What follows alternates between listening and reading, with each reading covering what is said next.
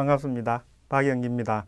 이번 시간에는 회로 이론을 어떻게 하면 공부를 잘할 수 있을까 하는 이제 방법을 좀 소개하는 시간을 갖도록 하겠습니다. 회로 이론은 회로 이론은 이제 왜 회로 이론이 얼마만큼 이제 필요한가 하는 내용을 보면은요. 이제 회로 이론이 어디에 쓰이느냐 하면 이제 뭐 전기, 전자, 통신, 컴퓨터, 제어 등 공학 분야에 전반적으로 이제 가장 중요한 기초 과목이 되는 과목입니다. 그래서 이제 전자기학하고 회로 이론이 거의 이제 두 과목이 아주 어떤 과목이든지 다 필요로 하는 중요한 이제 과목이 되죠. 그리고 이제 전자공학에서 또 처음 배우는 과목에 속합니다. 그래서 이제 예를 들면 컴퓨터 공학을 한번 살펴보면 이 흐름이 어떻게 되느냐 하면 학문으로서의 흐름입니다. 물리학에서 이제 물리학의 전기자기 분야가 이제 발전을 해서 전자기학이라고 이제 나오죠. 이게 물리학과에서도 배우는 전자기학이 있고, 전자공학에서 배우는 전자기학이 있습니다. 그리고 이제 전자기학 중에서 이제 회로가 이렇게 연결되어 있는 그런 부분, 도체로 이렇게 회로가 형성된 부분을 따로 떼가지고 이제 더 발전시킨 게 이제 회로 이론이죠. 그런데 이제 여기 화살표가 여기는 두 개인데 저는 하나만 해놓은 게, 이 회로 이론이 전자기학에서 발전을 한 거지만 이것을 지금 그대로 이렇게 적용을 해서 해석을 하지는 않습니다. 회로 이론에서. 예를 들면 기판에 이렇게 회로가 이렇게 뭐 저항이 이렇게 있고 이렇게 연결되어 있는데 여기에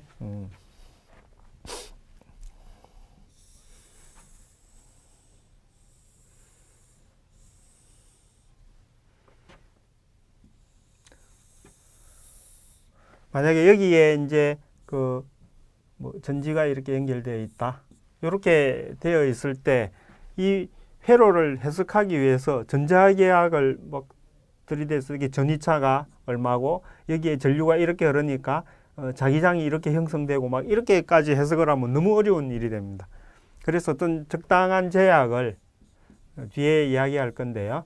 적당한 제약 세 가지를 이제 쓰면은 굳이 전자기학의 이론을 써서 풀지 않더라도 간단한 방법으로 이제 풀 수가 있게 됩니다.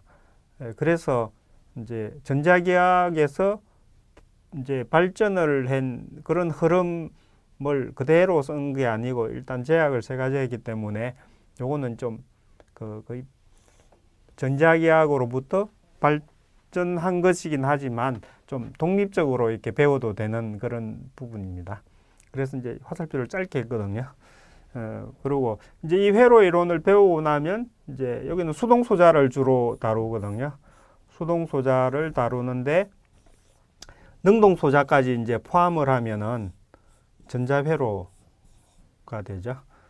이제 전자회로를 배워서 전자회로 중에 이제 여기 아날로그가 있고 아날로그를 다루는 부분이 있고 그 다음에 디지털을 다루는 부분이 있습니다. 그래서 이제 전자회로 중에서 이 디지털 부분을 이제 발전시킨 게 이제 디지털 회로가 되고, 요거 디지털 회로가 아주 복잡하게 이제 연결되어서 이제 발전된 게 이제 컴퓨터 공학, 이런 식으로 이제 흐름이 가게 되죠. 예를 들면 이제 컴퓨터 공학을 이야기한다고 그러면 학문의 흐름이 이렇게 된다는 거죠. 이렇게 이제 회로 이론이 차지한다. 그리고 이제 전자기학과 회로 이론은 이제 전공에서 처음으로 배우는 과목이다. 그래서 전자기학과 회로 이론을 이제 잘 못하면은 전자공학 과목 전반적으로 다 이제 힘들어지게 됩니다. 이제 회로 이론이라는 과목의 특징을 좀 보면은 좀 전에 말씀드린 건데요. 회로 이론은 원래 이제 전자기장 이론의 특수한 경우입니다. 그런데 이제 이런 회로를 해석하기 위해서 전자기장의 이론을 적용하는 것은 무척 어렵습니다. 고급 수학이 필요하고, 그래서 이제 세 가지 가정을 합니다. 이 세 가지 가정을 함으로써 회로 이론이 전자기학의 그러니까 일부처럼 전자기학을 직접 적용하지 않더라도 좀 독립적으로 해석을 할 수 있다는 거죠. 이런 이유로 이제 회로 이론을 그 전자공학에서 전자기학을 다 배우고 나서 회로 이론을 하는 게 아니고, 뭐 보통 이제 4년제 대학 같은 경우는 전자기학과 회로 이론을 이제 동시에 배우게 되는 거죠. 어떤 가정을 쓰느냐 하면 전기 효과들이 이 하나의 시스템 전체에서 순간적으로 발생한다. 이런 걸 이제 집중 정수 시스템이라는데 말이 어려운데 뭔 말인가 하면은요. 이런데 이제 스위치가 이렇게 있고, 전지가 이렇게 있고, 뭐 여기에 저항이 뭐 이렇게 있고, 뭐 이렇게 있다고 하면 커피시터도 안 넣을까요? 이렇게 이런 식으로 있다고 하면은 스위치를 탁 넣는 순간에 모든 부분이 동시에 같이 반응을 한다 하는 그런 겁니다. 이거 당연한 거 아닌가 생각하지만 그렇지 않습니다. 이게 회로 이론에서는 스위치 넣으면 여기 전압이 이렇게 쫙 걸려서 한꺼번에 다 반응을 한다고 보지만, 이 전자기학에서는 다르죠. 전자기학에서는 이제 전송선로를 공부하다 보면 여기에 뭐 이렇게 신호가 있고, 전송선로가 이렇게 쭉 있고, 여기 이제 부하가 이렇게 있죠. 그런데 여기에 만약에 스위치가 있다. 스위치를 탁 닫으면 전압이 쫙 동시에 가는 게 아니죠. 여기에 전압파가 이 축이 뭐 여기가 G축이라 그러면 이렇게 시간에 따라서 이렇게 전파해 가는 그런 게 됩니다.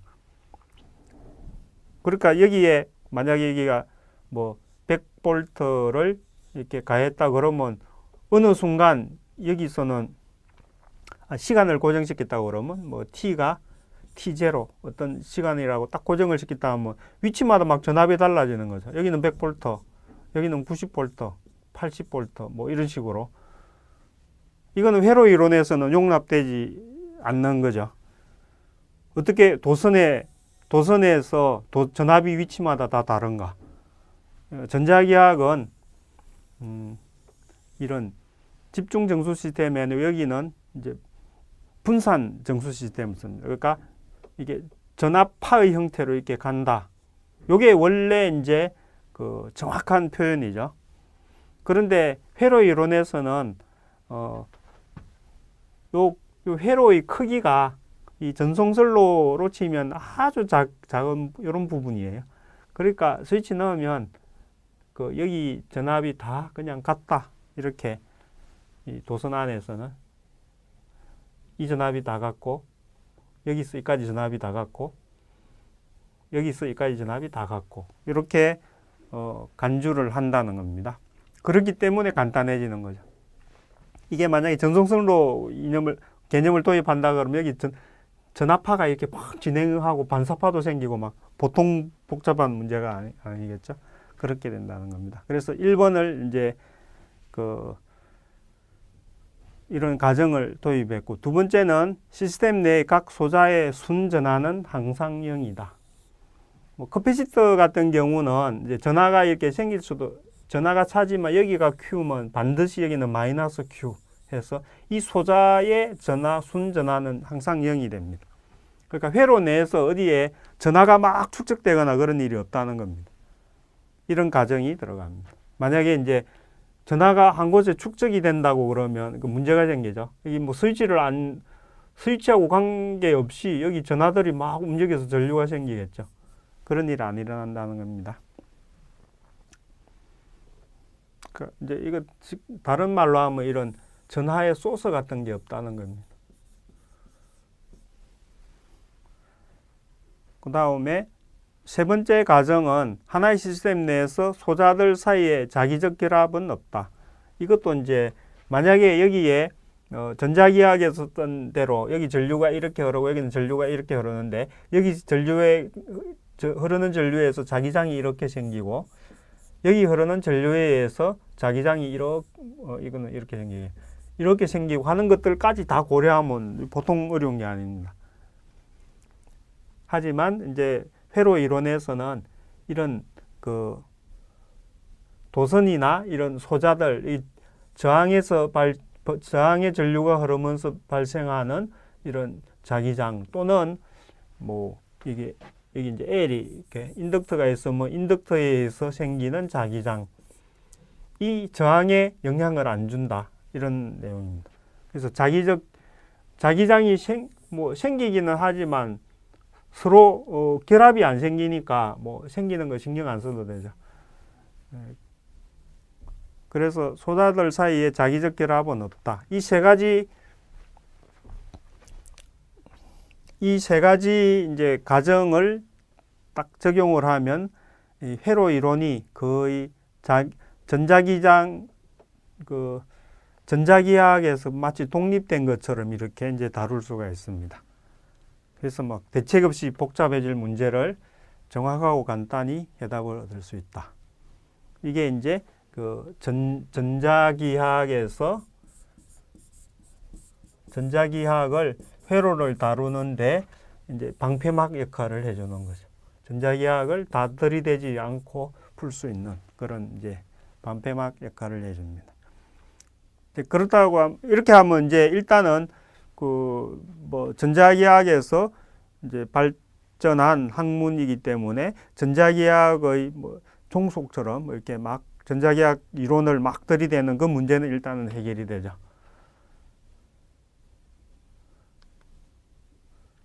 그래서 이제 회로 이론의 그 중요성, 특징, 이제 이런 가정을 썼다.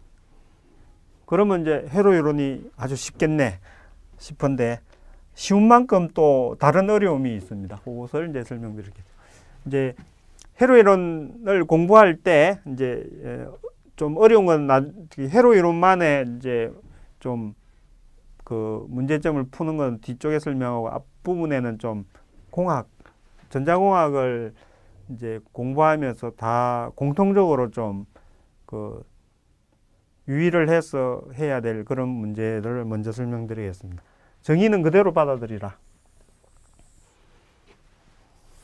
그래서 전자공학에서 배우는 것들은 이론이 이미 정립된 거다. 그렇기 때문에 그 뭐 학교에서 배우면서 새로운 이론을 만들고 그런 건 아니죠. 그래서 이제 뭐 정의라는 것은 그 새로운 개념을 설명하기 위해서 하는 약속이거든요. 그래서 어떤 교과서에서 이렇게 정의한다 하고 하면 그대로 받아들여야 됩니다.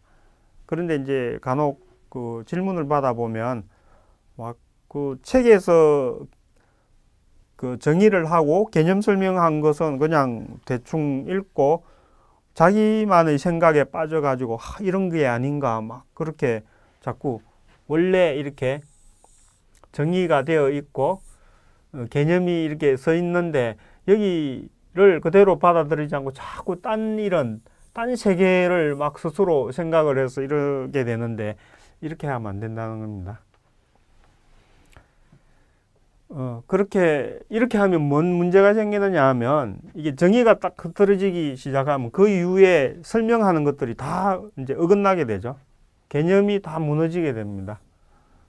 그래서 똑같은 단어를 써서 서로 대화를 하지만 생각하는 건 다르죠. 그러니까 대화를 해도 이해가 안 되는 그런 대화를 하게 됩니다. 그러니까 예를 들면 뭐 이제 전하에 대해서 이야기하는데 전하에 대해서 이야기하는데 잘못 생각해서 그 전류에 대해서 그러니까 전하의 흐름이 전류거든요. 전하의 흐름이 전류인데 이 잘못 생각을 해서 전류를 전하인 것처럼 이렇게 정의를 잘못 알았다거나 하면은 말은 이제 막 전하에 대해서 이야기하는데 이 사람은 전류를 막 이야기하고 있죠. 그런 식으로 이 대화가 안 된다는 거예요. 그래서 정의는 있는 그대로 받아들여야 된다. 그리고 이제 읽다가 막 문제를 푼다거나 문제를 푸는데 이게 내가 생각한 게 맞나 싶거나 또 잘 안 풀리거나 하면 다시 정의부터 다시 읽어보면 그런 필요가 있습니다. 내가 바로 생각하고 있는가. 그 다음에 문제만 맞추려고 하면 안 된다. 그 개념을 모른 채 문제의 답만 맞추는 요령에 관심을 가지면 뭐 당장 점수는 좀 잘 나올지 몰라도 금방 까먹게 되죠. 시험 치고 까먹으려고 그렇게 공부하는 건 아니고 그 계속 알아두고 있다가 써먹으려고 공부하는 거잖아요. 그래서 이제 뭐 개념을 잘 아는 사람의 특징은 이제 응용 문제를 잘 풀죠. 그러니까 왜냐하면 그 응용 문제는 개념을 잘 알아야 풀 수 있기 때문에. 그리고 이제 시간이 지나도 그 개념을 바탕으로 문제들을 풀어 나갈 수가 있죠. 그 다음에 수학의 바탕 위에 전공을 공부해야 한다. 이제 공학이 다 이게 수학으로 표현이 되기 때문에 수학을 잘 모르면서 공학을 하려고 하면 이거는 좀 어려운 말이 안 됩니다. 마치 이제 말을 모르는 사람이 시를 쓰려고 하는 거하고 같은 거 아니냐 이렇게 이제 얘기할 수 있습니다. 그래서 이제 공학을 공부하다가 뭐 지금 회로 이론에 대해서 설명하니까 회로 이론을 공부하다가 이게 수학이 잘 모르겠다 하면 이제 수학을 그 부분의 수학 책을 이렇게 보다가 그래서 이제 그 책을 보니까 이런 거나 알고 다시 돌아올 수 있으면 그렇게 이제 공부를 해 나가면 되죠. 수학책을 참조하면서. 그런데 공학에 나오는 수학이 잘 몰라서 수학책을 봤는데 그 수학책 내용도 모르겠다. 그러면 수학을 먼저 공부하는 게 몇 개월이 걸리더라도 수학을 먼저 공부하고 전공을 공부하는 것이 낫다. 왜냐하면 전공은 몇 년간 여러 가지 과목을 할 건데 그 수학 모르는 게 계속 걸림돌이 될 겁니다. 그래서 뭐 이거 비유하자면 외국에 이제 유학을 갈 때 의학 코스를 먼저 하고 그 공부를 하는 것에 비유할 수가 있겠죠. 그 다음에 이제 요게 그 회로 이론의 가장 좀 특징인데요. 회로 이론이 가지고 있는 좀 특징인데 기법이나 도구 선택을 잘해야 된다. 그 회로 이론하고 전자기하학하고 비교를 해보면 수학은 회로 이론이 쉽습니다. 쉬운데 한 가지 이제 또 하다 보면 괴롭히는 게 뭐냐 하면 기법이 이제 여러 가지가 있습니다. 이게 선택의 문제에 부딪히게 됩니다. 그러니까 회로 하나가 있는데 그거를 해석하는 기법이 막 책에서 여러 가지 방법을 가르쳐 주거든요. 좋은 것 같기도 한데 어떻게 보면 그게 또 어려움으로 오죠. 예를 들면 어떤 회로든지 한 가지 방법으로만 다 해석을 할 수밖에 없다 그러면 뭐 선택의 문제는 없겠죠. 그런데 그 회로를 이런 방법 저런 방법 책에서는 다 가르쳐 주거든요. 그러면 이제 회로 이론을 공부할 때 머리에 항상 이게 맴도는 게 어느 방법이 좋지? 이 생각이 항상 따라다니게 됩니다.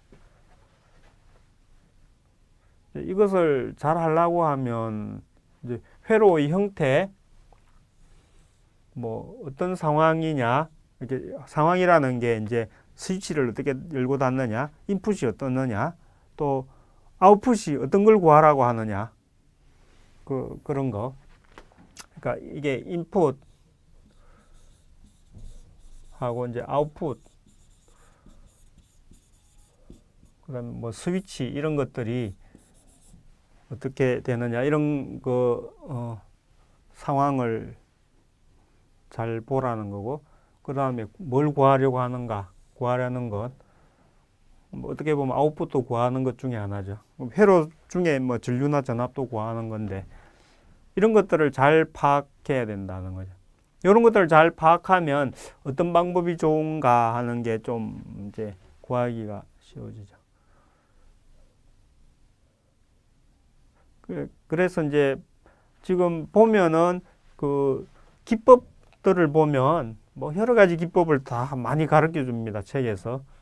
태문행 정리, 노턴 정리, 전원 변환, 델타 Y 변환, 라플라스 변환, 페이저 변환, 마디 전화법, 망전류법, 중첩, 컨볼루션 적분 뭐 이런 여러 가지 이제 기법들을 배우게 되는데 그 회로 아까 여기도 여기 나왔지만 회로 인해서 어려운 게 사람을 막 괴롭히는 게 몰라서 못 푸는 게 아니고 어느 걸 선택을 하지 어느 기법을 선택하지 이게 그 선택의 문제 때문에 좀 괴롭습니다. 그래서 아무거나 좀 괜찮다 싶은 걸 탁 찍으면은 그거 가지고 그 방법대로 그냥 밀고 나가야 되는데 하다가 보면 저 방법이 더 좋은 것 같아 이렇게 또 막 마음이 오락가락하고요. 예, 이제 이런 기법 도구 선택을 잘해야 되는 게 이제 회로 이론에서는 가장 좀 그 잘해야 되는 것 중에 하나고요. 그래서 이것도 이제 사실은 하다 보면 이게 경험이 많이 필요합니다. 경험. 문제를 많이 풀어보면서 대체로 이런 형태의 회로에 뭐 이런 유형은 이런 방법이 가장 편하더라. 빠르더라. 이제 빠르게 구할 수 있더라. 그런 것들을 알 수 있죠. 그 다음, 이제 계산을 하는 과정도 있는데, 뭐, 공학 과목이다 보니, 이제, 이제 답을 구하라는 게, 물리 과목은 대체로 답을 수식으로 표현하라고 그러죠. 그러니까 대수식으로 표현하라는 게 많은데, 관계를 아는 게 중요하기 때문에. 그렇지만 공학은 구체적인 수치를 구하라는 게 많습니다. 전압이 몇 볼트냐, 전류가 몇 볼트냐, 혹은 뭐, 전류가 이제 전류의 뭐 주파수가 얼마인가 그런 것들을 다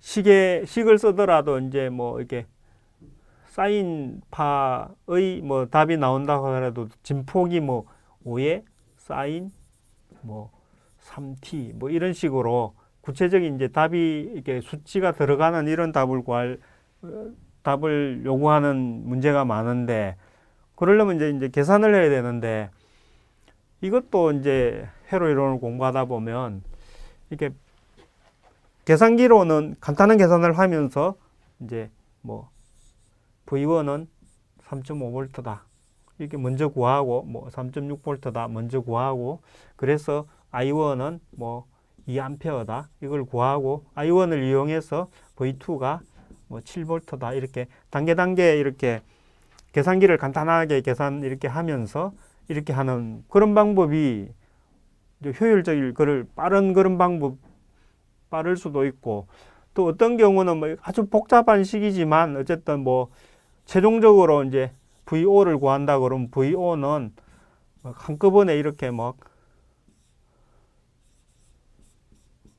복잡한 이제 식이 이렇게 뭐 이런 식으로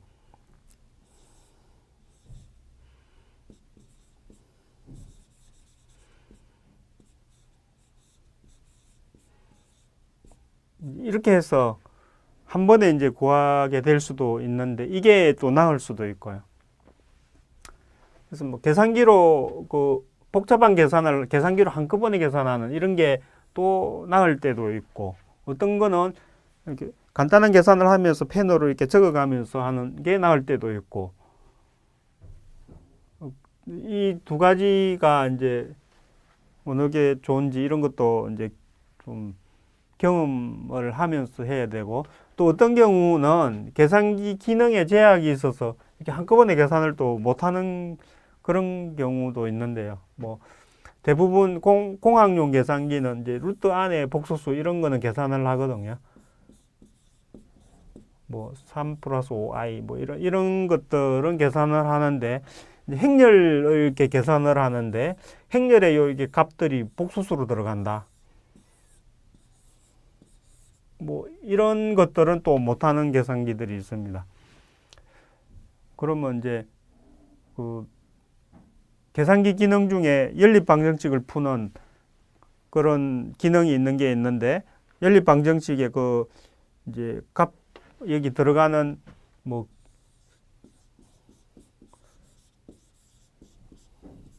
이런 식에서 여기 개수들이 그 실수가 아니고 복소수면 계산을 못 해준다든지 뭐 그런 그 혹은 행렬식은 좀 전에 이야기했는데 그런 경우가 있으면 계산기를 한꺼번에 못 하죠. 그럴 때는 또 적당히 손으로 적당히 중간 과정을 이렇게 거치면서 이렇게 계산을 하는 그런 게 그럴 수밖에 없죠. 이런 것들이 이제 있다는 거죠. 회로이론은. 그래서 이제 결국 많이 해보면서 자신이 가진 자원, 그러니까 뭐 내 계산기가 성능이 어떻게 좋은데 어디까지 되는 건가, 혹은 이제 계산 능력, 자신의 계산 능력, 뭐 손으로 이 정도는 빨리빨리 계산할 수 있다, 뭐 계산기보다 빠를 수도 있고, 이제 그런 예를 들면 이런 거를 계산한다. 뭐 계산해야 되는 과정 중에 그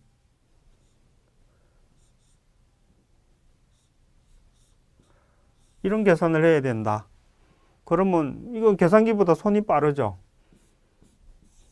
이렇게 해서 3.7 더하기 7.0 하면 10.7 이렇게 계산 손이 훨씬 빠르게 나오는 것들도 있거든요.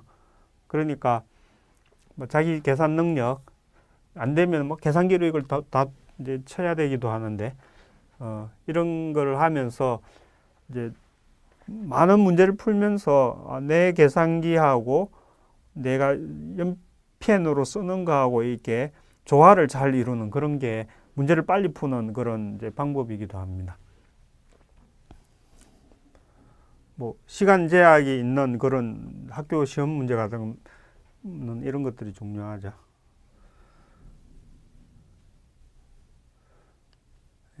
그래서 이제 그 다른 공학 과목하고 좀 특별하게 그 회로 이론 같은 경우는 기법 도구를 선택하는 것, 또 계산을 할 때 펜으로 하는 거, 계산기로 어디까지 할 수 있는가 이런 것들을 이제 하면서 그 자기한테 가장 좋은 방법을 찾는 게 중요한데, 이것도 이제 결국은 경험 많이 해보면서 경험을 쌓아야 됩니다. 그래서 뭐 지금 이야기하면 또 이렇게 다 이렇게 무슨 말인지 알아들을지 못할 수가 있지만, 그래도 이것들을 한번 이렇게 1번, 2번, 3번은 거의 이제 마음가짐에 해당할 수 있으니까 처음부터 좀 이렇게 생각을 해보시고, 4번은 하면서 겪으면서 좀 자기가 좋은 방법을 찾는 그런 게 필요하다고 생각합니다. 뭐 이게 이제 전자공학 중에 이제 회로 이론의 회로 이론의 특징을 좀 설명했고, 회로 이론을 공부하는데 도움이 좀 되었으면 좋겠다 생각합니다. 네, 감사합니다.